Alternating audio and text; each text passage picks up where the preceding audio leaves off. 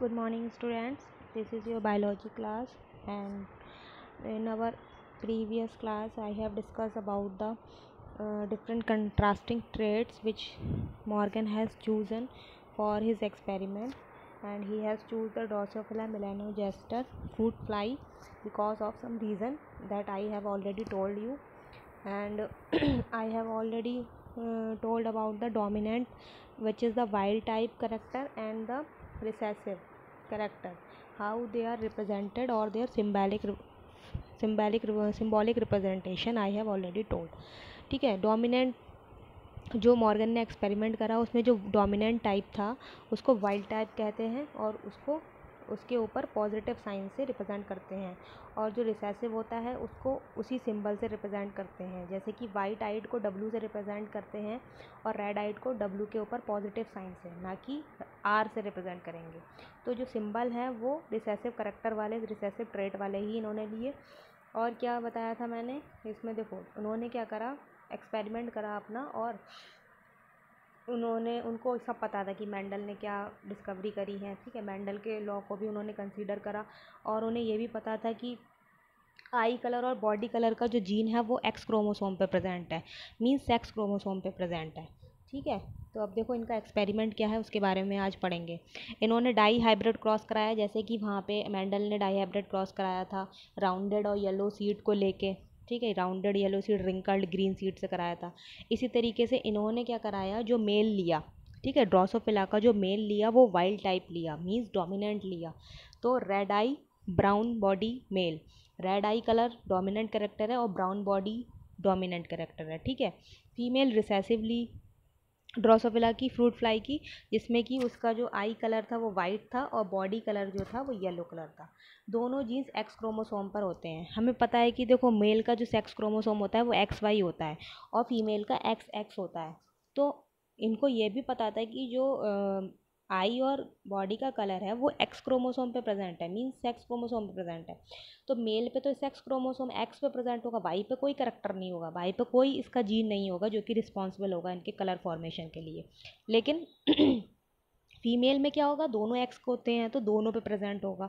जो recessive gene है Y और W, येलो बॉडी कलर और वाइट आई के लिए, वो दोनों क्रोमोसोम पे प्रेजेंट होगा, मीन्स XX दोनों पे प्रेजेंट होगा, क्योंकि फीमेल में दोनों प्रेजेंट होते हैं. तो दोनों जीन्स एक्स क्रोमोसोम पर हैं, साथ में जाएंगे. ठीक है, दोनों जीन्स हमें पता है कि एक्स क्रोमोसोम पर हैं तो वो साथ में ही जाएंगे. अब इन्होंने इसकी प्रोजेनी बनाई, इसका मेटिंग करवाया वाइल्ड मेल का रिसेसिव फीमेल से. तो उनको जो प्रोजेनी मिली वो उल्टा हो गया, मीन्स जो फीमेल्स थी वो सब डोमिनेंट हो गई और जो मेल बना वो रिसेसिव हो गया. बल्कि इन्होंने मीटिंग किसकी कराई थी, वाइल्ड मेल की रिसेसिव फीमेल से. देखो F1 जनरेशन में क्या होगा, एक मेल का जो एक्स वाला क्रोमोसोम है वो पहले इस वाले से जाएगा, फीमेल के एक्स से, फिर फीमेल के दूसरे से.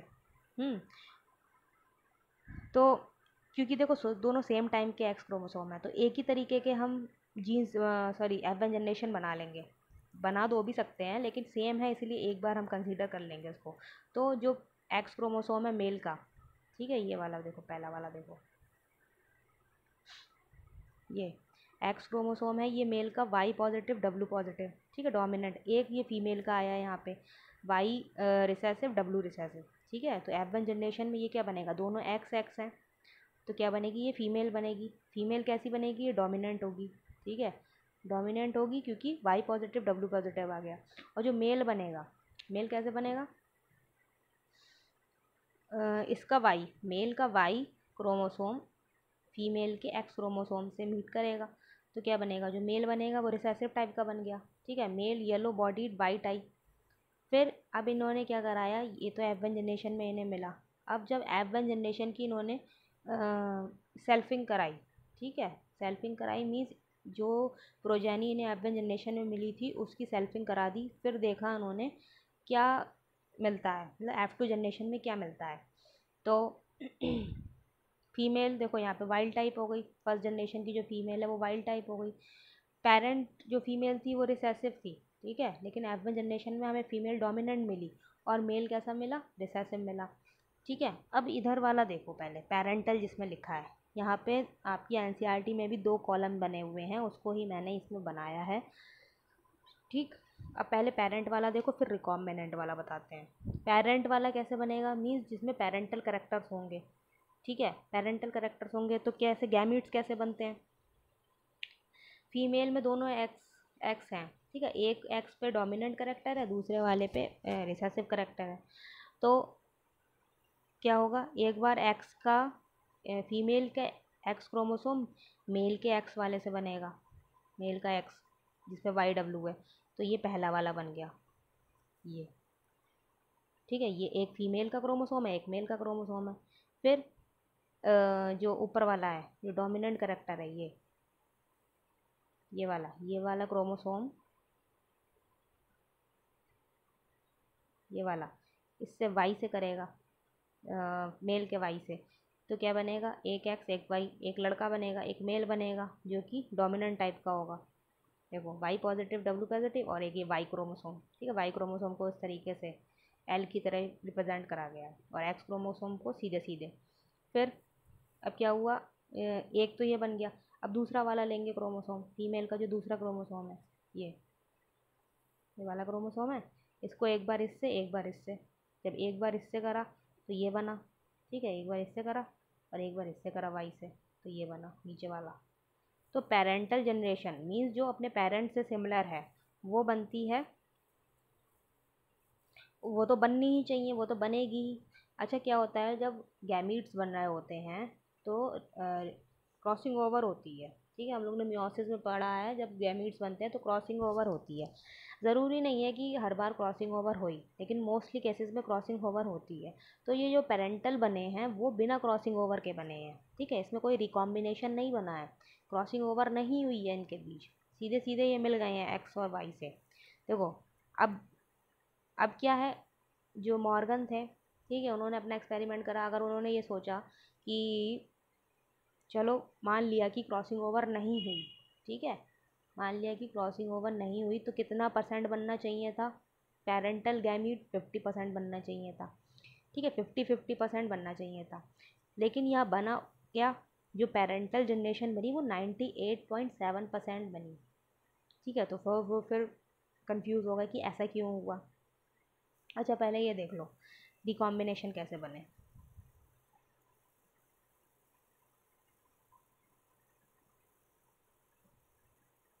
रिकॉम्बिनेशन कैसे बनते हैं, क्रॉसिंग ओवर से। ठीक है, जो पेरेंटल वाले बने उसमें तो कोई क्रॉसिंग ओवर नहीं थी, इसमें क्रॉसिंग ओवर हो गई, रिकॉम्बिनेशन बन गए, रिकॉम्बिनेंट्स बोलेंगे जिन्हें।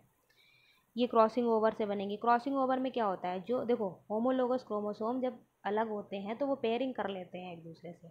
जैसे ये फीमेल वाला है, ठीक है, ये क्या है, ये फीमेल के जो क्रोमोसोम है ये अलग होने से पहले क्रॉसिंग कर लेंगे, क्रॉसिंग ओवर कर लेंगे। तो क्या होगा, इसका थोड़ा पार्ट इधर चला जाएगा इस वाले क्रोमोसोम पे, यहाँ पे जुड़ जाएगा, और इस वाले का आधा पार्ट इधर चला जाएगा। ठीक है, एक्सचेंज होता है ना, क्रोमोसोम के पार्ट का एक्सचेंज होता है क्रॉसिंग ओवर में। तो देखो, हमेशा क्या होता है, एक्स एक्स के बीच ही, एक्स क्रोमोसोम और एक्स क्रोमोसोम के बीच ही क्रॉसिंग ओवर होती है, एक्स वाई के बीच कभी क्रॉसिंग ओवर नहीं होती। तो इसमें कोई क्रॉसिंग ओवर नहीं होगी। ठीक है, इन दोनों में ही क्रॉसिंग ओवर होगी, फीमेल वाले क्रोमोसोम में, फीमेल के एक्स क्रोमोसोम में ही क्रॉसिंग ओवर होगी, वाई और एक्स मेल में नहीं होगी। तो देखो, क्रॉसिंग ओवर में क्या बनेगा, एक्स वाई में क्रॉसिंग ओवर नहीं होती है। माना जैसे कि यहाँ पे ये ले लिया हमने क्रोमोसोम फीमेल वाला, Y positive W positive, Y और डब्ल्यू। तो जब क्रॉसिंग ओवर होगी तो क्या होगा, इसका वाई पॉजिटिव दूसरे क्रोमोसोम पे चला जाएगा और दूसरे वाले का वाई पहले क्रोमोसोम पे आ जाएगा, यही हुआ है। देखो, इसका वाई पॉजिटिव कहाँ गया, इधर चला गया। ठीक है, इसका वाई कहाँ चला गया, इस वाले पे आ गया। तो ये क्रॉसिंग ओवर हो गई, और ये जो मेल है ये एज इट इज ऐसे ही रहेगा। अब जो गैमीट्स बनेंगे, अब जो प्रोजेनी बनेगी वो इसकी और इसकी मेटिंग करा के होगी।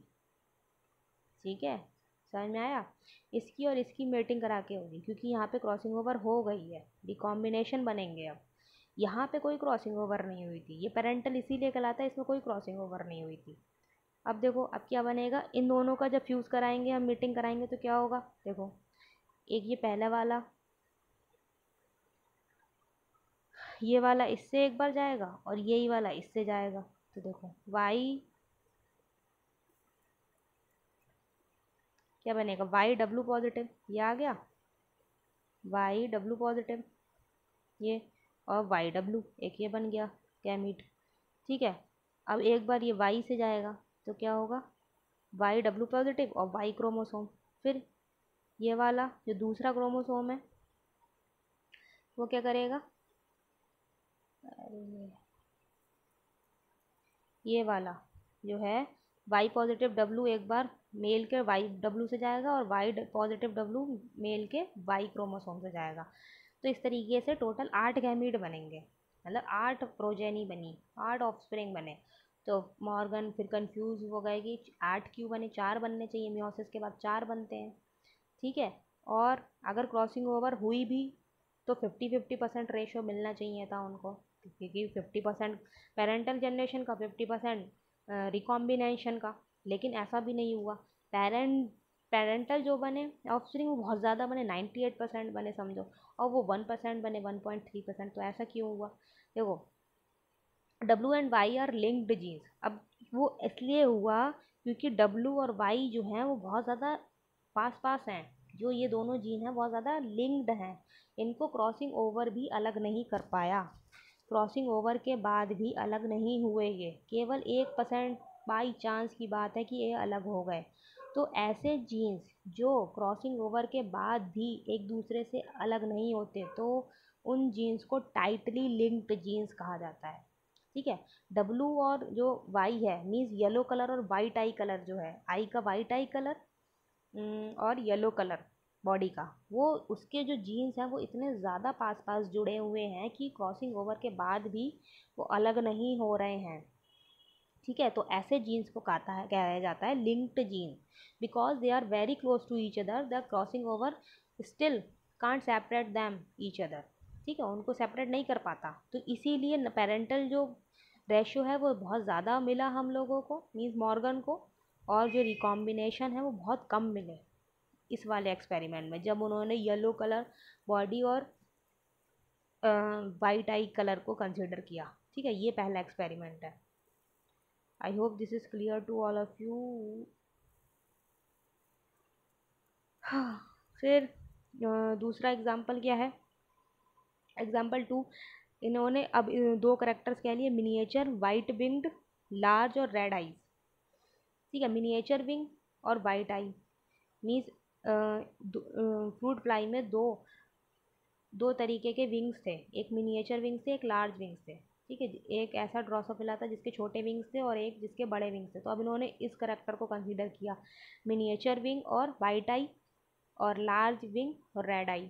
ठीक है, तो मिनिएचर विंग वाइट आई को उन्होंने रिप्रेजेंट करा, डब्ल्यू से वाइट आई हो गया और एम से मिनिएचर विंग हो गया। इसी तरीके से जो डोमिनेंट करेक्टर है उसमें डब्ल्यू पॉजिटिव एम पॉजिटिव। ठीक है, रेड आई लार्ज विंग्स। तो इन्होंने इसमें भी क्या करा, रिसेसिव फीमेल ली और डोमिनेंट मेल लिया, मिनिएचर विंग्ड वाइट आई वाली फीमेल और रेड आई लार्ज विंग वाला मेल लिया। तो F1 जनरेशन में रिकॉम्बिनेशन नहीं होता क्योंकि सेम जीन्स हैं दोनों क्रोमोसोम पर। F1 जनरेशन में देखो रिकॉम्बिनेशन क्यों नहीं होता है, अगर हम देखें कि सारी कहानी जो है वो F2 जनरेशन में ही है। रिकॉम्बिनेशन F2 जनरेशन में इसलिए बनते हैं क्योंकि इसमें रिकॉम्बिनेशन कैसे होगा, ठीक है, यहाँ पे भी डब्लू है, यहाँ पे भी डब्लू है। ठीक है, दोनों क्रोमोसोम पे सेम जीन प्रेजेंट है, अलग अलग जीन्स थोड़ी हैं, तो यहाँ पे रिकॉम्बिनेशन नहीं होगा, F2 जनरेशन में ही रिकॉम्बिनेशन होगा। अब देखो जो पहला वाला है, हाँ F1 जनरेशन में क्या बना, देखो डब्लू एम फीमेल का जो क्रोमोसोम है एक मेल के क्रोमोसोम से अटैच होगा तो क्या बनेगा, लार्ज विंग्ड रेड आई फीमेल। ठीक है, यहाँ पे भी अपोजिट हो गया, जो फीमेल है वो डोमिनेंट बन गई और मेल रिसेसिव हो गया, वाइट आई मिनिएचर विंग। अब इनका जब इन्होंने प्रोजेनी बनाई, F2 जनरेशन बनाई, तो क्या करा, फीमेल इन्होंने देखो फीमेल यहाँ पे डोमिनेंट हो गई, मेल रिसेसिव हो गया। अब जब क्रॉसिंग ओवर नहीं हो रहा है, ठीक है, जैसे हमने पहले करा था पिछली बार वाले एग्जाम्पल में, F2 जनरेशन में क्या है, एक एक्स क्रोमोसोम, एक मेल का एक्स क्रोमोसोम, फिर फीमेल का एक्स क्रोमोसोम और मेल का वाई क्रोमोसोम, इस तरीके से। फिर इधर डोमिनेंट वाला एक्स क्रोमोसोम फीमेल का, मेल का एक्स, ठीक है, डब्लू प्लस एम प्लस, फिर डब्लू प्लस एम प्लस और वाई क्रोमोसोम। इस तरीके से जो पेरेंटल बना वो इस वाले एग्जाम्पल में 62.8% बना। और जब रिकॉम्बिनेशन कितने बने, फीमेल का रिकॉम्बिनेशन हो गया मीन्स जो क्रॉसिंग ओवर हो गई इसकी, तो एक जीन जो है वो दूसरे क्रोमोसोम पे आ गया, पहला जीन दूसरे पे चला गया, रिकॉम्बिनेंट्स बन गए। और जब इनका मेटिंग कराई मेल से, रिसेसिव मेल से, तो क्या बना, जो गैमीट्स बने, रिकॉम्बिनेशन बने, वो 37.2% बने। अब वहाँ जहाँ हम लोग ने पहला एग्जाम्पल कंसीडर किया था जिसमें रेड आइड ब्राउन बॉडी ली थी ड्रोसोफिला की, यहाँ पे हमने कौन सा करेक्टर लिया है, आई कलर और विंग का, ठीक है, लार्ज है या शॉर्ट है, विंग का स्ट्रक्चर लिया है। तो मॉर्गन ने ये कंक्लूज़न निकाला इससे कि जो बॉडी कलर और आई कलर वाला जीन है वो आपस में टाइटली लिंक्ड है, ठीक है, वो दोनों साथ साथ जाते हैं, इसलिए उसके रिकॉम्बिनेंट्स बहुत कम बने, 1.3% बने। लेकिन आई कलर और विंग का स्ट्रक्चर वाला जो जीन है वो दूर दूर है, वो पास पास नहीं है, वो टाइटली पैक्ड नहीं है, टाइटली लिंक्ड नहीं है, इसीलिए इस वाले एग्जाम्पल में रिकॉम्बिनेंट्स ज़्यादा बने, 37.2% बने। तो एक्स क्रोमोसोम पे वाई एम का जीन ज़्यादा पास है, डब्ल्यू एम का जीन दूर है। हाँ, देखो जो एक्स क्रोमोसोम पर है, चाहे मेल का हो या फीमेल का, उसमें जो बॉडी कलर और आई कलर वाला जीन है वो ज़्यादा पास है, और आई कलर और विंग शेप का जो जीन है वो दूर दूर है, इसीलिए इसमें पेरेंटल का परसेंटेज कम आ रहा है, इसमें 62% आ रहा है, क्योंकि जो लिंक्ड जीन है वो दूर दूर है, पास पास नहीं है, इसीलिए वो आगे पेरेंटल जो रेशियो है वो कम है। ठीक है, तो ये था मॉर्गन का एक्सपेरिमेंट जो कि इन्होंने ड्रोसोफिला पे करा था। उन्होंने ये देखा कि पेरेंटल भी बनता है F2 जनरेशन में और रिकॉम्बिनेंट्स भी बनते हैं जब क्रॉसिंग ओवर हो जाती है, उनका परसेंटेज देखा और कंक्लूज़न निकाला कि जो जीन्स आपस में जुड़े हुए रहते हैं, लिंक्ड होते हैं, वो टाइटली पैक्ड लिंक कहलाते हैं, और जो एक जनरेशन से दूसरी जनरेशन में ट्रांसफ़र होते हैं साथ में। ठीक है, तो ये था मॉर्गन का पूरा experiment. I hope this is now clear to all of you. और पढ़ना आप लोग नहीं समझ में आए तो फिर से पूछ लेना। Okay, thank you, bye bye.